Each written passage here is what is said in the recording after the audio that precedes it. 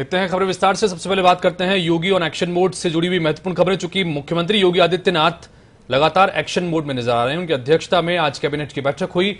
ये बैठक दोपहर के 12 बजे के आसपास लोक भवन में संपन्न हुई है, 12 लोक भवन में। और इस बैठक में योगी कैबिनेट ने 12 अहम प्रस्तावों को मंजूरी दी, जिसमें मथुरा विकास बोर्ड की तरह चित्रकूट धर्म स्थल के विकास के लिए चित्रकूट बोर्ड बनाए जाने को मंजूरी दी गई। इसके साथ ही पुलों और सड़कों को लेकर भी प्रस्ताव पास किया गया। कैबिनेट बैठक के बाद डिप्टी सीएम केशव प्रसाद मौर्य ने बैठक को लेकर कहा कि कई महत्वपूर्ण फैसले बैठक में लिए गए हैं। उन्होंने कहा कि यूपी की 24 करोड़ जनता की खुशहाली ही सरकार का प्रयास है। प्रदेश के हित में कई महत्वपूर्ण निर्णय लिए गए हैं, उसका डिटेल अभी सरकारी प्रवक्ता के माध्यम से जारी किया जाएगा। उत्तर प्रदेश सरकार का एक ही प्रयास है कि प्रदेश की 24 करोड़ जनता के जीवन में खुशहाली आए, प्रदेश का विकास हो, प्रदेश में सुशासन रहे, गुंडे, अपराधी और जो भ्रष्टाचारी उनके खिलाफ कार्रवाई हो। इस दिशा में सरकार के माध्यम से काम किया गया है और कैबिनेट के जो प्रस्ताव है उसका डिटेल अभी प्रवक्ता महोदय देंगे। बहुजन समाज पार्टी और समाजवादी पार्टी के शासन में भाजपा कार्यकर्ताओं के खिलाफ दर्ज राजनीतिक और आपराधिक मुकदमे अब वापस लिए जाएंगे। प्रदेश सरकार अब तक 5000 से अधिक मुकदमे वापस ले चुकी है, जबकि बाकी सभी मुकदमे जुलाई तक वापस लेने की कवायद शुरू हो गई है। भाजपा के राष्ट्रीय महामंत्री बीएल संतोष और प्रदेश प्रभारी राधा मोहन सिंह के साथ ही हुई इस बैठक के बाद प्रदेश भाजपा ने मुकदमे वापसी की कवायद शुरू कर दी है। सपा बसपा के शासन में सरकार की नीतियों के खिलाफ हुए तहसील थाना आंदोलन, मुजफ्फरनगर दंगे और कैराना पलायन आंदोलन सहित अलग अलग मौकों पर भाजपा के बड़े नेताओं और कार्यकर्ताओं के खिलाफ हजारों मुकदमे दर्ज किए गए थे। इनमें मुख्यमंत्री योगी आदित्यनाथ, उप मुख्यमंत्री केशव प्रसाद मौर्य सहित अन्य नेताओं के खिलाफ भी मामले दर्ज हुए थे, जिसको अब खत्म करने की कवायद शुरू हो गई है।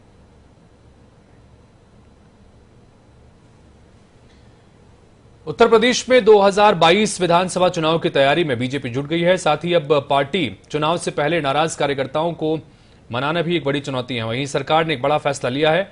इस फैसले के तहत बसपा और सपा के शासन में बीजेपी कार्यकर्ताओं के खिलाफ दर्ज राजनीतिक और फर्जी आपराधिक मुकदमे वापस लिए जाएंगे। अब तक 5000 से अधिक मुकदमे वापस लिए जा चुके हैं। ऐसे में कांग्रेस प्रवक्ता सुरेंद्र राजपूत ने बीजेपी सरकार पर वार किया है। आइए सुनाते हैं इस मामले में उन्होंने क्या कहा है। किससे करें शिकायत, कैसी ये दुश्वारी है, मुलजिम भी सरकारी है और मुंसिफ भी सरकारी है। ये शेर आज की डेट में भारतीय जनता पार्टी के उन नेताओं के ऊपर बिल्कुल फिट बैठता है जो अपने मुकदमे खुद वापस ले रहे हैं। योगी जी ने योगी जी से कहा कि योगी जी के सारे मुकदमे वापस ले लिए जाएं।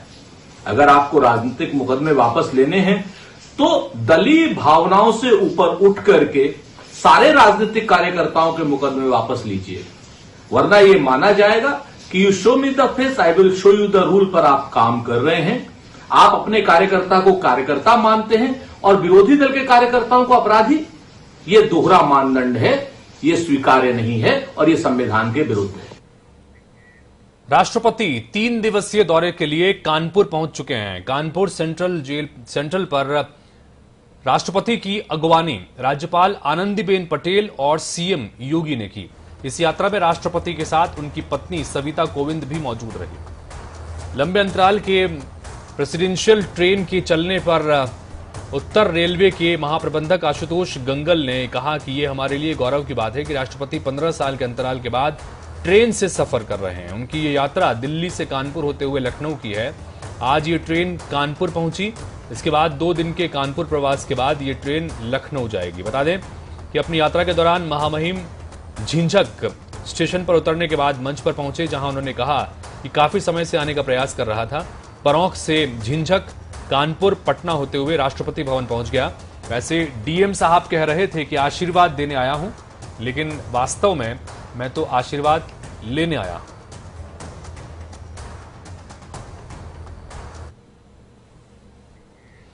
राष्ट्रपति रामनाथ कोविंद आज से 3 दिवसीय कानपुर यात्रा पर हैं। शाम को करीब 6 बजे वो प्रेसिडेंट ट्रेन महाराजा एक्सप्रेस से झिंझक स्टेशन पहुंचे।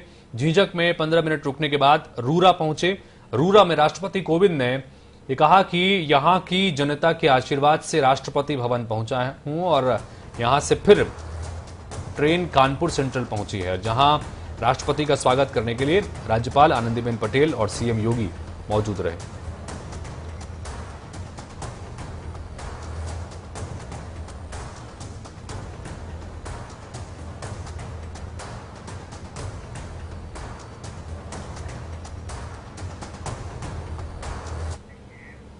धर्मांतरण केस में प्रवर्तन निदेशालय ने मनी लॉन्ड्रिंग का मामला दर्ज किया है। वित्तीय जांच एजेंसी ने इस मामले में दिल्ली निवासी मुफ्ती काजी जहांगीर कासमी और मोहम्मद उमर गौतम को भी आरोपी बनाया है, जिन्हें यूपी पुलिस ने गिरफ्तार किया था।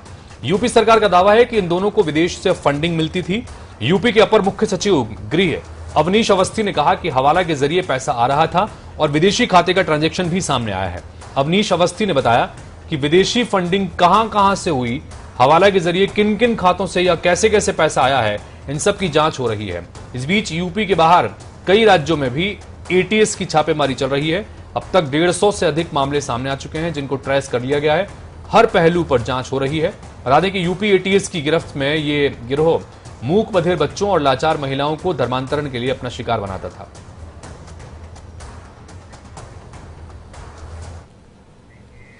उत्तर प्रदेश के उप मुख्यमंत्री डॉक्टर दिनेश शर्मा ने जिला पंचायत अध्यक्ष के टिकट को लेकर विपक्ष पर हमला करते हुए कहा कि विपक्ष की जब हार होती है तब वो निराधार आरोप लगाते हैं। डिप्टी सीएम ने कहा कि भारतीय जनता पार्टी ने ना कानून कभी अपने हाथ में लिया है और ना ही नियमों के विपरीत कभी काम किया है। जब जब हारते तब तब इस प्रकार का आरोप सब लगाते हैं। भारतीय जनता पार्टी ने कभी भी ना ही कानून को अपने हाथ में लिया है और ना ही नियम विरुद्ध काम किया है। कोरोना वैक्सीन का विरोध करने वाले समाजवादी पार्टी के संभल से सांसद डॉक्टर शफीकुर रहमान बर्क ने आज खुद भी वैक्सीन लगवा ही ली। साथ ही जनता से भी वैक्सीन लगवाने की अपील करते नजर आए। अब ये सवाल उठ रहे हैं कि क्या ऐसे नेता अपनी राजनीति चमकाने के लिए पहले कोरोना वैक्सीन का विरोध कर रहे थे और अब खुद वैक्सीन लगवा रहे हैं? आखिर कोरोना की महामारी में ऐसे नेता क्यों जनता को गुमराह कर रहे हैं? पूरे देश के अंदर, न सिर्फ हमारे देश में बल्कि पूरे वर्ल्ड के अंदर इस कोरोना वायरस के आने से पर जो सब ने एक तजवीज़ की कि और ये वैक्सीन बनाया गया कि सबको लगवाना चाहिए, तो ये किसी कौम बिरादरी है उसका सवाल नहीं है, या बल्कि ये सारे मुल्क का लोगों का मसला है। और गवर्नमेंट इसमें जो पॉलिसी है मुझे इससे कोई इख्तिलाफ नहीं है। तो हमें हर आदमी को वैक्सीन लगवाना चाहिए। तो लखनऊ में शुक्रवार को विद्यार्थी परिषद के कार्यालय में पदाधिकारियों और कार्यकर्ताओं की बैठक हुई। परिषद की महामंत्री निधि त्रिपाठी की अध्यक्षता में बैठक का आयोजन किया गया। इस दौरान कोरोना की संभावित लहर पर चर्चा हुई। साथ ही कोरोना काल में शिक्षा सत्र में आने वाली समस्याओं से निपटने के लिए उस पर चर्चा की गई।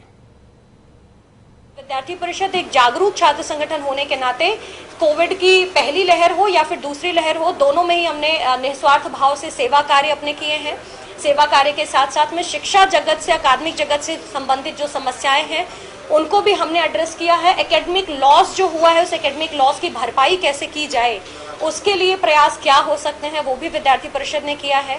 एनईपी के इम्प्लीमेंटेशन के लिए कैसे सहयोग हो सकता है, उसमें छात्र समुदाय के क्या सुझाव हैं, उनके ऊपर भी कहीं ना कहीं विद्यार्थी परिषद ने ध्यान दिया है।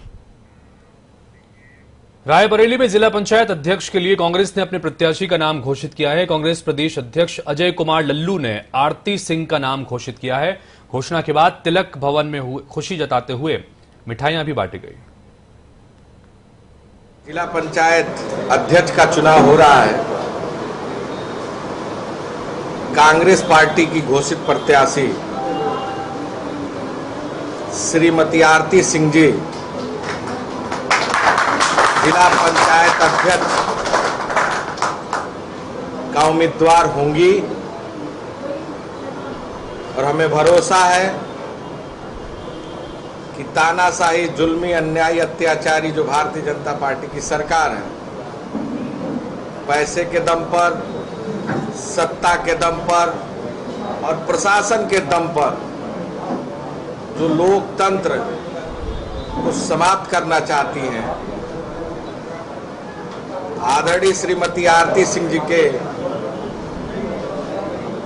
कुशल प्रबंधन में हमें भरोसा है कि कांग्रेस पार्टी जिला पंचायत अध्यक्ष में अपना परचम लहराएगी। अयोध्या में राम मंदिर निर्माण के लिए खरीदी गई जमीन में घोटाले के आरोपों के बीच मुंबई में एक महत्वपूर्ण बैठक हुई। बैठक मुंबई में वेलेपार्ले स्थित संन्यास आश्रम में हुई है। इस बैठक में राष्ट्रीय स्वयंसेवक संघ और श्री राम जन्मभूमि तीर्थ क्षेत्र ट्रस्ट के पदाधिकारी शामिल हुए। लगभग 2 घंटे चली इस बैठक में राम मंदिर निर्माण के लिए खरीदी गई जमीन को लेकर हालिया विवाद पर चर्चा हुई।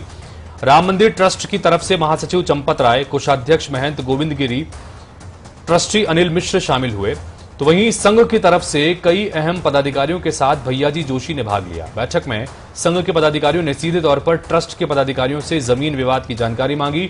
सूत्रों के मुताबिक जमीन विवाद को लेकर ट्रस्ट के महामंत्री चंपत राय और ट्रस्टी अनिल मिश्र ने अपना पक्ष रखा है। इस बात पर भी चर्चा हुई कि अगर ट्रस्ट पर जमीन खरीदने को लेकर आरोप लगाए गए, आरोप अगर गलत हैं तो आरोप लगाने वालों के खिलाफ मानहानि का मुकदमा किया जाएगा।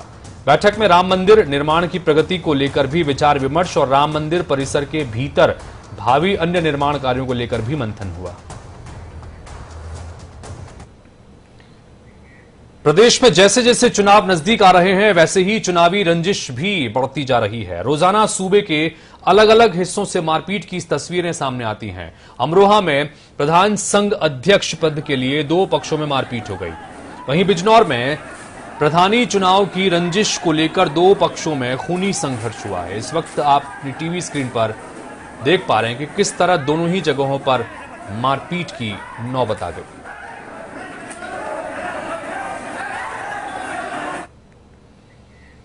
फतेहपुर में 12 साल की नाबालिग लड़की के साथ दुष्कर्म का मामला सामने आया है। पीड़िता के पिता ने पुलिस अधीक्षक को प्रार्थना पत्र देते हुए आरोप लगाया है कि उसकी बेटी के साथ संदीप और शुभम ने बीजेपी विधायक के बंगले में बलात्कार किया है। जब क्षेत्रीय पुलिस को शिकायत की गई तो उन्होंने कोई कार्रवाई नहीं की, बल्कि विवेचक दारोगा ने बेटी पर अनावश्यक रूप से दबाव बनाकर गलत बयान लिया है। ऐसे में सपा एमएलसी सुनील साजन का भी बयान सामने आया है। उन्होंने योगी सरकार पर वार करते हुए कहा कि अगर योगी सरकार न्याय दिलाने के बजाय आरोपियों की मदद कर रही है तो यही असली चेहरा है योगी जी आपका। हम घर में थे तो हमको संदीप ने बुलाया था जी, तो घर से हमको बुला के लेकर आए जी। तो हमको कह रहे कि यहाँ आओ, तो मैं नहीं जा रही थी, मेरे को युवा के लेकर आए जी। कह रहे कि यहाँ आओ, तो मैं नहीं जा रही थी, मेरे को युवाने गए थे जी। तो आप मैं अपने दुकान में लेके गए, मेरे साथ गलत। कौन लेके गया था? संदीप और संदीप का दोस्त। अच्छा, इनको पहले से आप जानते थे? संदीप को जानते थे।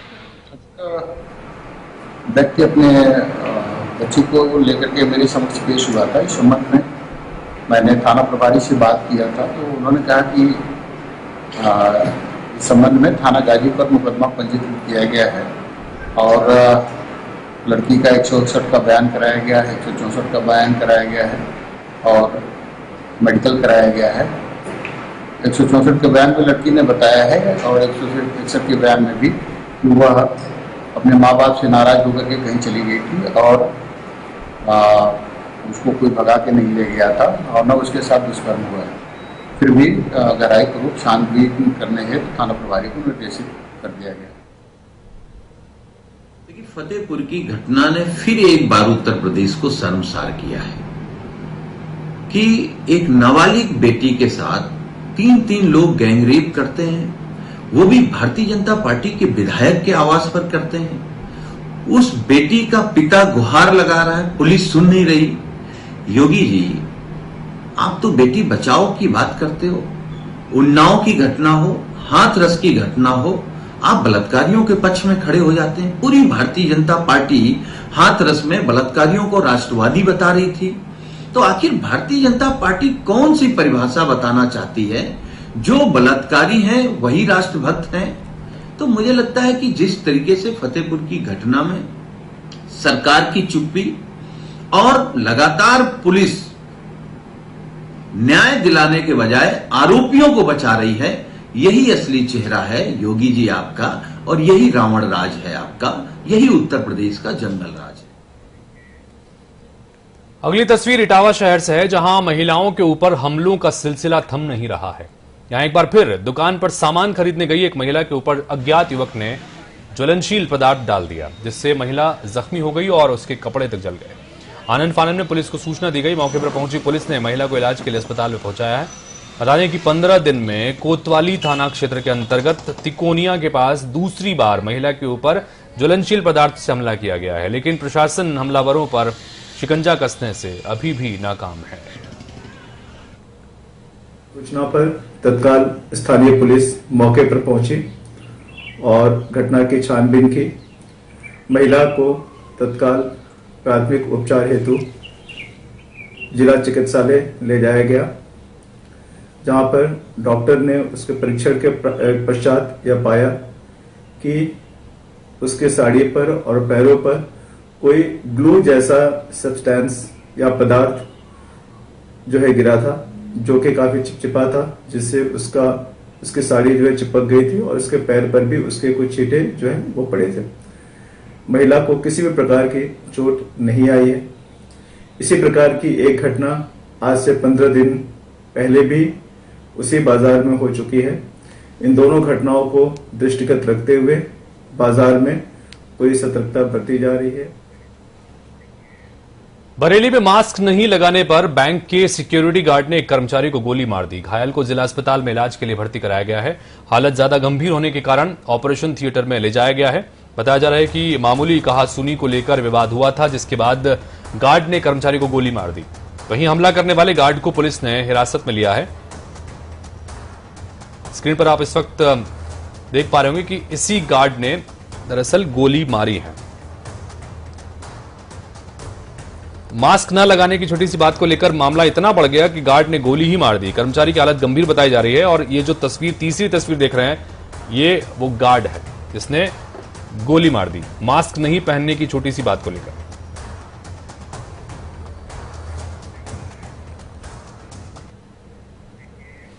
कन्नौज में दिन दहाड़े बदमाशों ने एक युवक को गोली मारी और मौके से फरार हो गए। वहीं घायल युवक को इलाज के लिए अस्पताल में भर्ती करवाया गया है, लेकिन हालत गंभीर होने के कारण जिला अस्पताल में रेफर कर दिया गया। बताया जा रहा है कि पुरानी रंजिश के चलते युवक पर हमला किया गया। सूचना मिलते ही पुलिस घटनास्थल पर पहुंची और मामले की जांच में जुट गई है। मैं मिश्राबाद का रहने वाला हूं और मेरे भाई ने घायल अवस्था में मेरे पास कॉल किया और बोला कि मुझे गोली मार दी है। तो मैंने कहा कहाँ पे हो आप? तब तक उन्होंने फोन काट दिया। जब मैं गांव में पहुंचा तो गांव के लोग दौड़ दौड़ के सर्विस रोड के किनारे जा रहे थे। वहां पे जो सिंटू की समर है प्रजापति चौराहे से 100 मीटर आगे उमरेन की तरफ, ठीक है, वहां से मतलब मेरा भाई घायल अवस्था में तड़प रहा था। मैं जब वहां पे पहुंचा तब मेरे भाई ने बताया कि पीयूष ने गोली मारी है और प्लस उनके क्या मनोज जो है ना, उनके छोटे वाले जीजा जी थे और एक डॉक्टर का लड़का था छोटे से बड़ा वाला जिसका नाम डंपी। लखनऊ में किसान यूनियन भानु गुट ने पुलिस कमिश्नर डीके ठाकुर को ज्ञापन सौंपा है।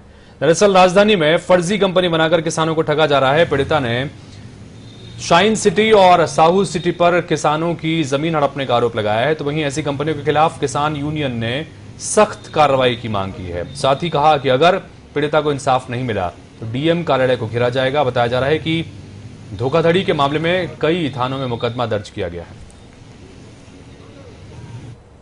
में खरीदा था, मैंने किस्तें भरी थी और मेरे को यानी कि सन 12 में मैंने रजिस्ट्री कराई थी। अब मेरे पति की तबीयत खराब है, मैंने कहा कि क्या कहते हैं मैं उसको क्या कहते हैं बेचूं। जब गई तो वहाँ पे किसी और ने कब्जा किया हुआ है। साहू के पास मैं दौड़ती रही। उन्होंने वकील इधर उधर दौड़ाया, कुछ नहीं मिला, कुछ समझ ही में नहीं, हम कुछ काम ही नहीं बन रहा है। तब अब इन्होंने हमको आश्वासन दिया कि हम आपको दिलवाएंगे। ये पुलिस कमिश्नर साहब से मुलाकात हुई है और लखनऊ में जो कुकरमुत्ते तरह फल फूल नहीं है, चीट एंड फंड कंपनियां, उनके खिलाफ हमने ज्ञापन दिया है और उसमें साहू हैं, साइंस सिटी की तरफ जितनी कंपनी काम कर रही है सबके खिलाफ जो है कार्रवाई की मांग की है। और कमिश्नर साहब ने आश्वस्त किया है कि जो है अभी इससे पूर्व में भी हमने कार्रवाई की है और मैं लगातार ऐसी कंपनियों को चिन्हित करके उनके खिलाफ दंडात्मक कार्रवाई करने के लिए संकल्पित हूँ। तो इसी के साथ फिलहाल इस बुलेटिन में इतना ही। नमस्कार।